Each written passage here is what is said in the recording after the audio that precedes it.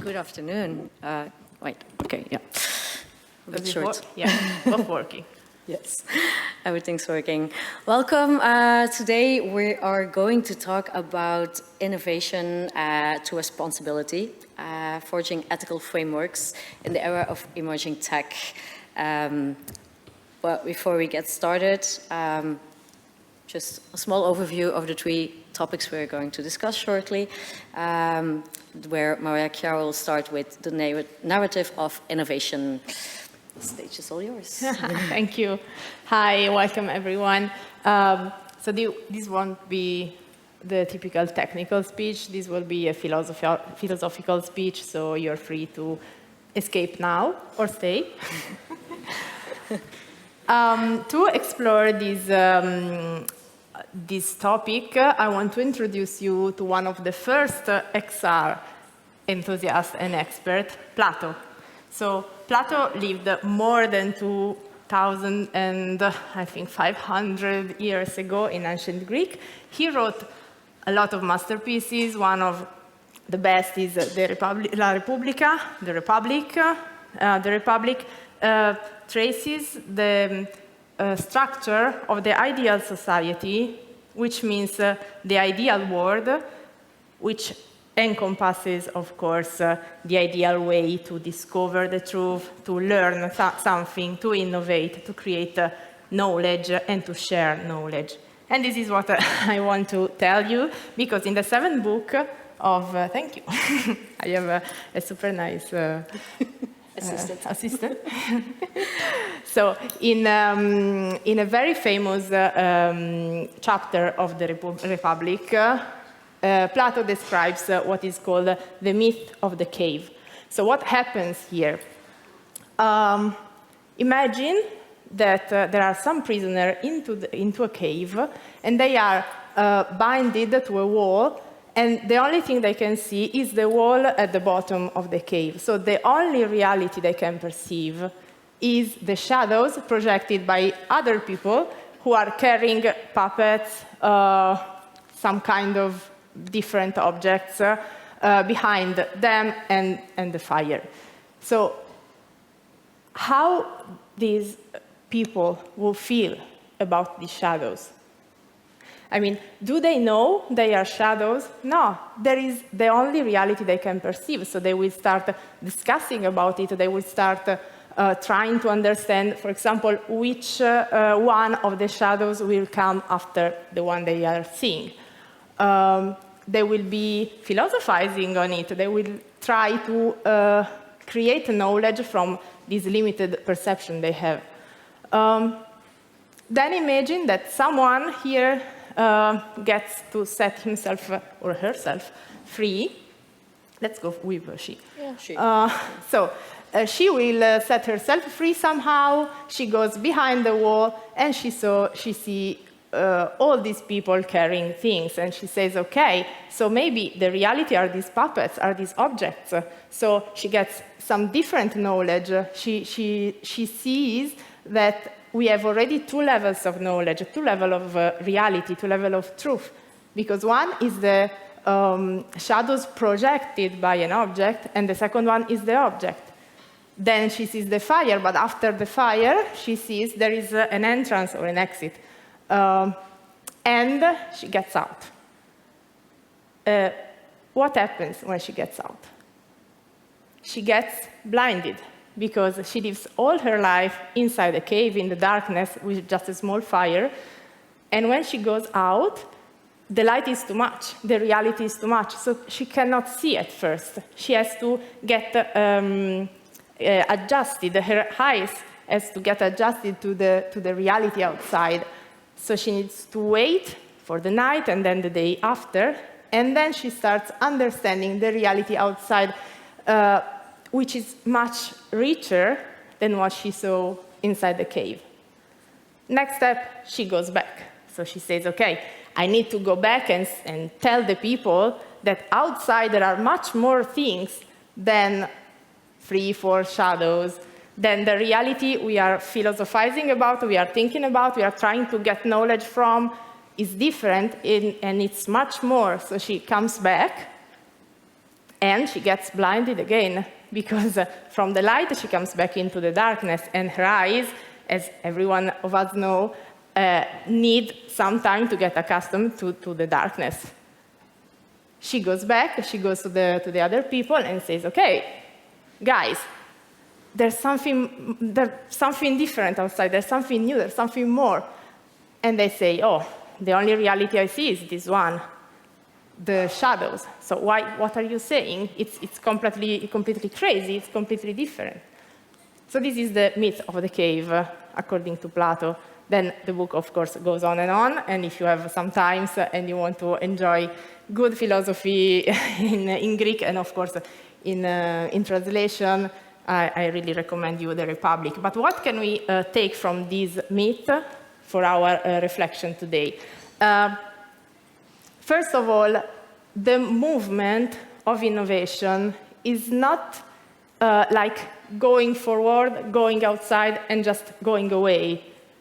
It's a movement that it's made of two steps, at least. It's made of some kind of circularity, because you go outside, you learn something, and then you go back to the previous reference point, which can be a false one or a partial one, but it's a reference point anyway.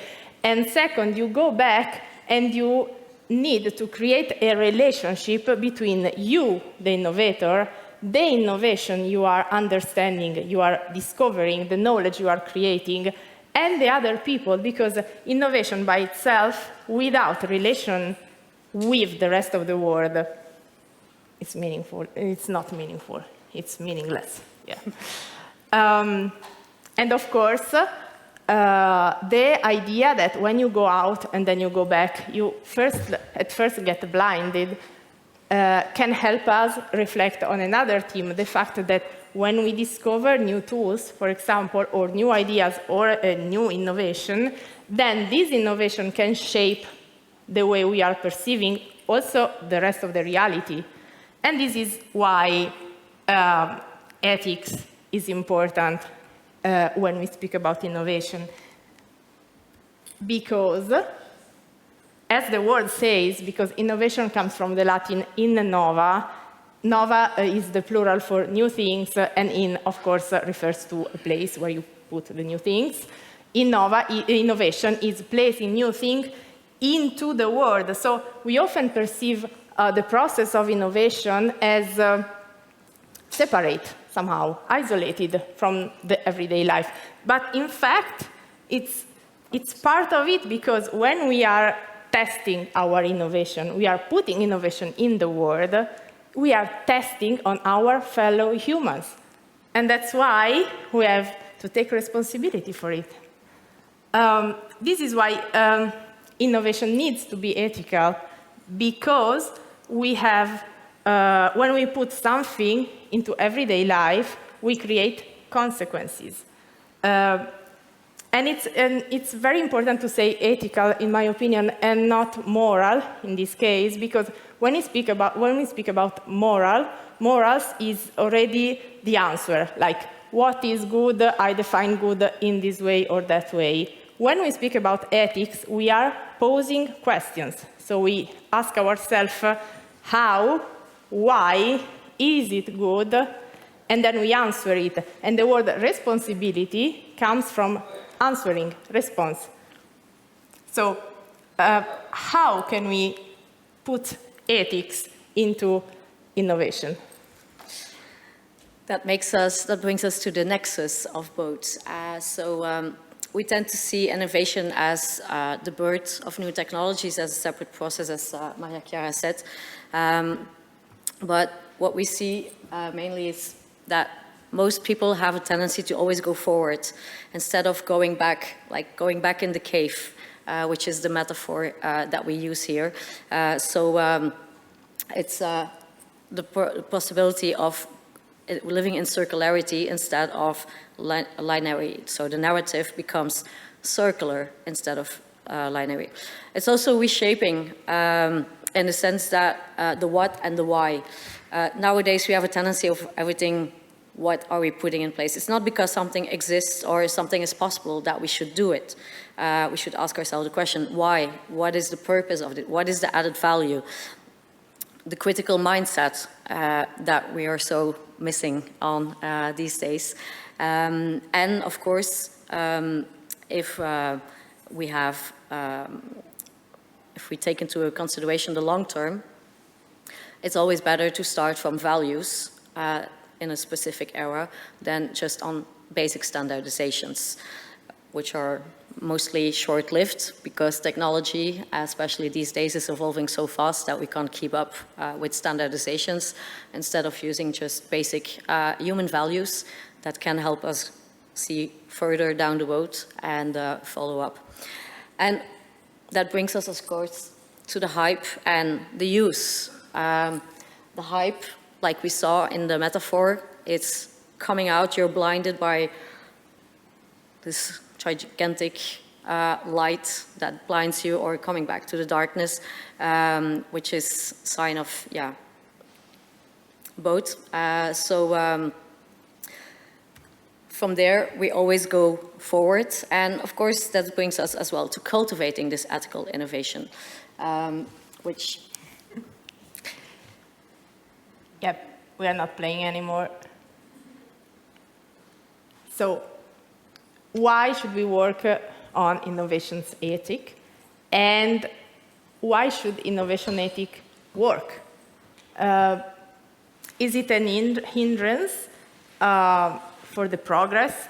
Is it not? Because, first of all, if we introduce our questions, so our ethics behavior, our ethics mindset into the innovation process, first of all, we free the process from itself, because the narrative that says progress is for progress sake, like, okay, I can do it, yes, then I will do it. It's like close into itself.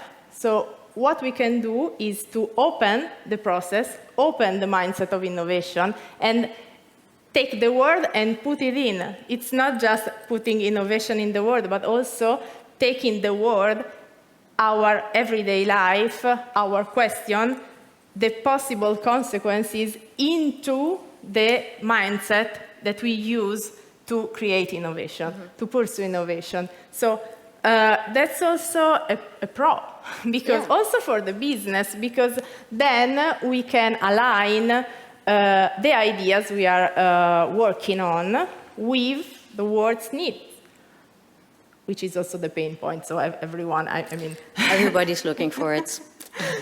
That allows us to, for example, avoid new problems. We all know, in case, I don't know, just take the social network introduction, just take all the physical problems that people who always work at the PC have. It's like everywhere we are creating problems in putting innovations into the world.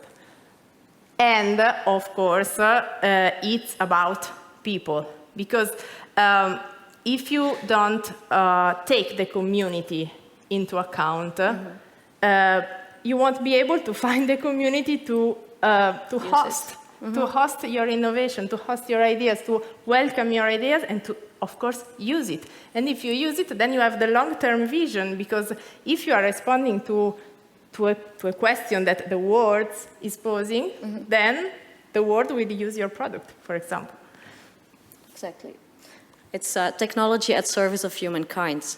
From the moment it's an added value, not only helps it thrive, but it also helps you create that community. What we do nowadays, what we see is a lot of people are building virtual worlds and so forth and so on.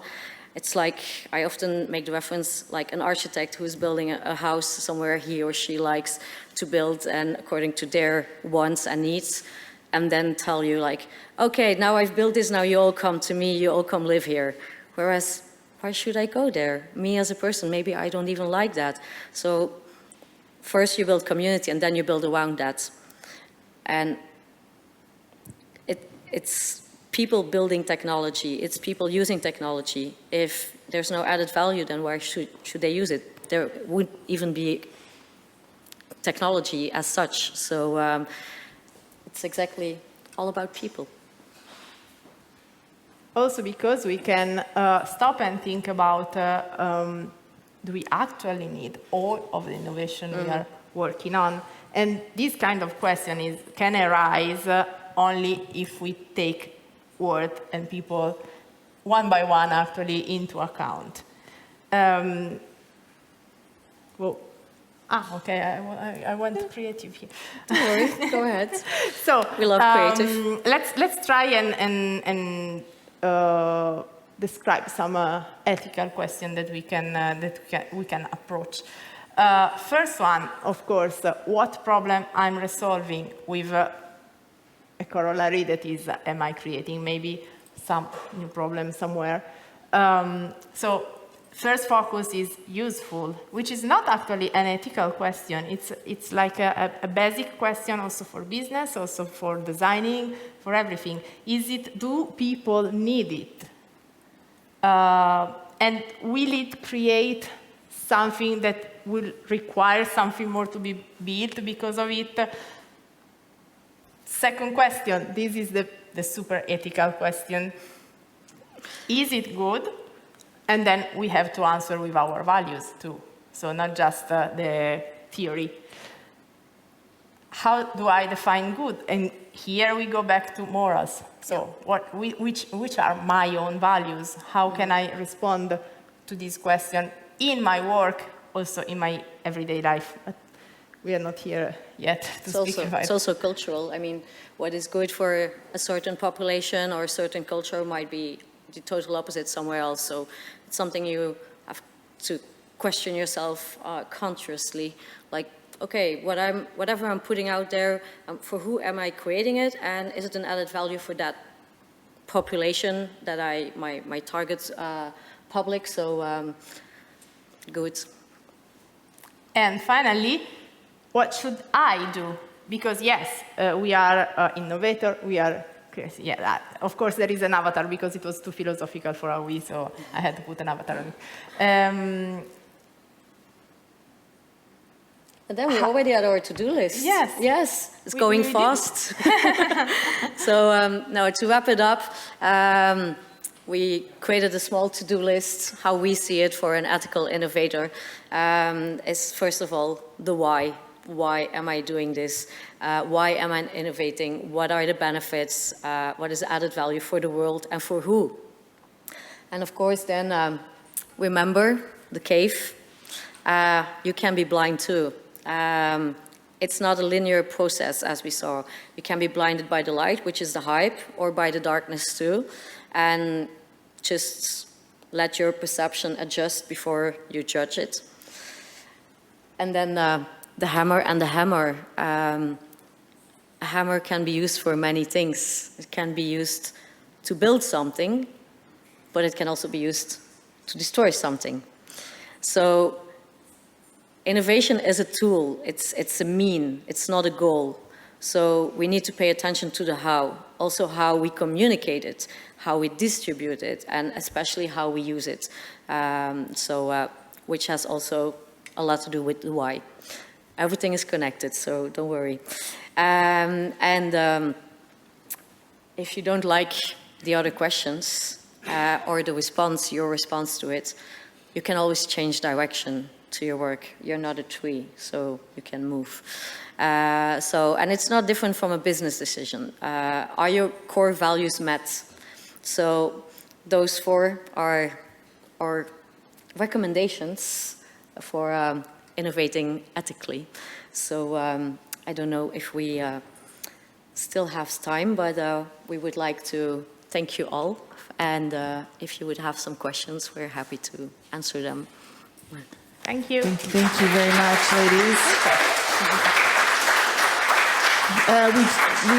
We do have time for a couple of questions. So if you have a question, just flag me. I'll bring you the microphone so we can get your question on the video. So yes, right here in the front row. Thank you both for a great presentation. And I really appreciate the concept of circularity for the process of innovation. And I'm wondering, most of us are in a new space where governments are trying to figure out what the ethics are for this particular new space. And we are creators, and we're creating new worlds with new values and perspectives. But majority of business people wait, they do their thing and they wait for the government to design those ethics and understand those values. And then they react and they start to adjust to what the government is doing. How are we going to balance this process? And what is the proper philosophical way of going about it? That is a big question for us. If we're waiting, we wouldn't be innovators. So at first, and many are considering only return on investment, which I personally baptized ripples of impact. And I think it's more about the impact we make with whatever we create than truly the money that can come afterwards. But if we're starting from the right place, then we can get somewhere and we can get further as well. That's to my opinion. Yeah, that's exactly like that. I mean, so ethics can come before morals, because ethics, an ethical mindset is the one that allows us to ask ourselves questions even before putting everything into work. And I hope it's what governments are doing too. And they are not so different in the end from the right questions that a businessman can pose himself or herself before starting a project or a creative. It's not always necessary to have all figured out, because also law is another level too. So if we want to define them from a philosophical point of view, we have three different levels. Ethics is the why, for example. Morals is the answer. It's your values. It's the system of values that you are adopting for yourself. Laws can also not be exactly the same as morals. Could be less, could be just the structure that allows us to stay in a safe situation from some point of view. Yeah, if we would wait for the governments to do it, then we would live in a dictature or autocracy. So it's also, in fact, a government should translate for a certain part or take care of its population, of its people. And who are these people? That's each and every one of us. So, yeah. Yeah, or sometimes we can pose the questions to the government. Yeah, too. totally. It doesn't come from, or not always come from above. They represent us. We'll So, see. hopefully. Excellent. Do we have we have time for maybe one more question before we wrap up? All right. Well, thank you very much, ladies. That was great. Give them a round of applause. Thank you.